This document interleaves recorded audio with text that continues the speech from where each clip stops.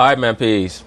So, brothers, back before this three-point oriented era that we're living through right now in the NBA, every great championship team would always have a little dude who could make three-pointers from the corner.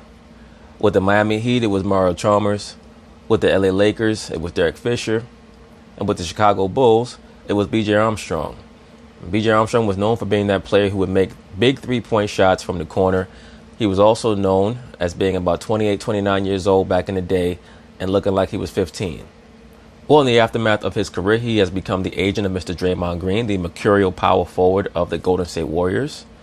And as his agent, he must do what's best for Draymond. And what's best for Draymond right now is to try to pour as much water on that Kevin Durant situation. And when I say the Kevin Durant situation, I'm talking about when both those mama's boys detonated on one another in the aftermath of near the aftermath of the Golden State Warriors game versus the LA Clippers. Why is that? Because B.J. Armstrong knows that if Kevin Durant comes to the Golden State Warriors front office and tells them, I want to sign back with the team only if you get rid of Draymond, it's going to put his client, being Draymond Green, in a very precarious situation that he does not want Draymond to be in. B.J. Armstrong, being a former professional basketball player himself, he looks at the game differently than the layman might. He's not going to look to see who makes great jump shots or who can jump high. He's going to look to see how his player fits into a certain team concept. And he knows that Draymond fits best with Golden State, and if he were to have his client moved, or they were to have to trade Draymond Green, it would take away from Draymond's marketability. So he has to try to assuage the issues between Draymond and Kevin Durant before the end of this season. And that's why he has recently come out and stated that the dust-up between Draymond and Kevin Durant was bound to happen. Well, Byron Scott, the former three-time world champion player with the Los Angeles Lakers, who was kind of a better version of B.J. Armstrong for that team, he himself had decided to chime in and say B.J. Armstrong basically is full of shit. Because if somebody had called me, quote-unquote, the B word back in my day, it would have been on and popping. So anyway, they're going to talk about it. I'm going to chime in. Draymond Green's agent, B.J. Armstrong, told the Greg Papa Show that the dust-up between KD and Draymond from earlier this season was, quote, bound to happen. He said those young men had a misunderstanding, whatever that misunderstanding was, and then they figured it out and they moved on. Well, B.J. Armstrong, you know what the misunderstanding was. Most of us know what it was. It was about Draymond Green being suspicious that Kevin Durant is considering leaving Golden State for the LA Clippers. That's really what he's upset about. Or possibly for the LA Lakers very remotely. I doubt if that's going to happen right now, but that's what your whole dust-up was about, and B.J. Armstrong knows that already. That's what great teammates do. So, Byron, I want to go to you first, because you're the one... Look at Byron's face. Byron said, You're the one who's played on a Dynasty Championship team where people have been... You're in close quarters. You're around each other's. And Byron Scott, by the way, for those of you who don't know, is something like a third-degree black belt in a couple of martial arts. I know at least, I think, Taekwondo, one of them. One of you brothers could look it up. But he's a very highly decorated martial artist. Season after season. Is this true what BJ is saying? No. Listen, we won 3 championships in LA. We never had a burst like that of players going at each other. Because you guys had better leadership, and your leadership was based on men who were raised by men. Magic Johnson, Kareem, they were raised by men. So that was not going to happen on that sideline. Especially on the bench during a game. Never. It never happened. And I don't know about a whole lot of players, but I grew up in an era, if you call me the... Like, Magic Johnson was emotional for that era. You know what I'm saying? Like, Magic today would be like, what's wrong with these niggas?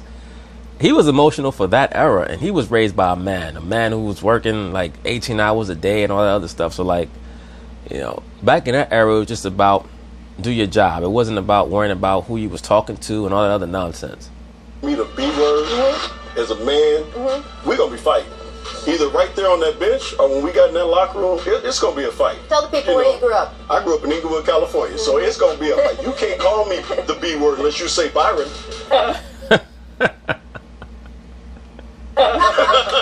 You better say Byron if you say that. Let me rewind this back a little bit. Say the other B. A burst like that of players going at each other. Especially on the bench during a game. It never happened. And by the way, before Byron Scott continues on, that highlight of that Laker fast break where Magic Johnson goes behind the back and gives Byron Scott a no-look left-handed pass, and Byron Scott finishes with the flush over the defender. That's one of the great highlights in playoff history. Let me rewind that back a little bit. Listen, we won 3 championships in LA. We never had a burst like that of players going at each other, especially on the bench during a game. It never happened. And I don't know about a whole lot of players, but I grew up in an era, if you call me the B word as a man, we're going to be fighting. Either right there on that bench or when we got in that locker room. Right, but Byron Scott, that wouldn't have happened back in your era for the most part. Number one, because dudes conducted themselves a little bit differently back then. But number two, they would not have tried you like that because they know what would have happened. The reason why Draymond tried Kevin is because he feels like Kevin is a punk. And that's why I stated that, Kevin Durant, when you're dealing with a bully, in order for you to get a bully to stop messing with you, you probably have to fight him at least twice. Because the first time, he's not going to believe you. You're going to have to fight him at least twice so that he know the second time, okay, if I mess with this guy, we're going to have to fight. And even if the bully wins, he's going to know it's not going to be worth it. And that's the problem with KD. KD has allowed himself to fall into this rut of being considered a quote-unquote nice guy. And I'll probably start a series on what that term nice means and what a nice guy actually is. The term nice actually means ignorant, believe it or not. But KD has allowed himself to fall into that rut. And it's very difficult to escape that typecast once you allow yourself to submit to that typecast. It's going to be a fight. Tell the people where you grew up. I grew up in Inglewood, California, so it's going to be a fight. You can't call me the B word unless you say Byron. You better say Byron. If you say the other B word, it's going to be on. So I don't believe it for 1 second that this is all cleared up. Now, both players might have said, okay, it's over with, let's get back to playing basketball. But do you think Kevin Durant really is going to just forget about that? No, I don't buy it. Well, first off, we have a guy in KD who... I agree with you, Byron Scott.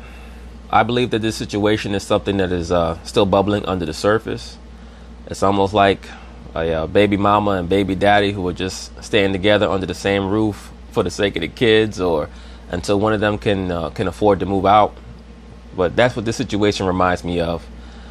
Draymond Green, I've said this over and over again. He's like a frustrated liberal black woman. He just says anything. And he thinks that you're supposed to tolerate him just saying any damn thing. Who we know can be sensitive at times. Fair to say that? We have a guy in Draymond who can be aggressive at times. You put that together, and I agree with BJ that is ripe for there to be a major issue. Do I think he'd move past it? That is only a question that those two men can answer. And so with all and that will only be answered after this season. All respect to BJ, I have to wait till those two guys. I mean, we had Nick Friedel in the other day. He's around that team the most for us here at ESPN. He said that you could tell that there was such a noticeable awkwardness and chill, even after they had supposedly squashed things for a while, but that since then, there has been a coming together of those two guys, and you said you see them joking and laughing with each other in the locker room, in other sort of practice situations. So I believe that the sort of, imminent kind of, oh my gosh, hostility, I'm upset, it's awkward, that has passed. Do I think the underlying issue behind that disagreement that Draymond and maybe other people within the organization are frustrated that Kevin Durant has been, in effect, stringing them along despite them continuing to win championships? Kevin Durant has not been stringing them along. Kevin Durant has been utilizing his rights, and he should continue to utilize his rights. He understands that he's on the level of a LeBron James. He does not have to commit to them, not even a little bit. It's up to him to decide what he wants to do. And if Draymond Green is truly living in the moment like he claims, he shouldn't be worried about KD. If he truly believes what he says, that the team does not need KD, don't worry about him signing one-year deals. We know that KD has taken low so that they could bring back Iguodala, so that they could bring back Sean Livingston. So don't tell me that he's not all in. He's just not all in to the length that you want him to be all in. I don't know. We'll see if that comes up in July, and we'll see how Kevin feels about it, because he's got a big decision to make. Let's talk about... But anyway, that's basically it on that. We'll see how things go. But I do agree with B.J. Armstrong's tact. He does understand that he has to appear to be someone who has an understanding of the situation. And to the best of his ability, he has to try to excise Draymond Green from being culpable in what potentially may happen when it comes to Kevin Durant's decision after this season. So peace.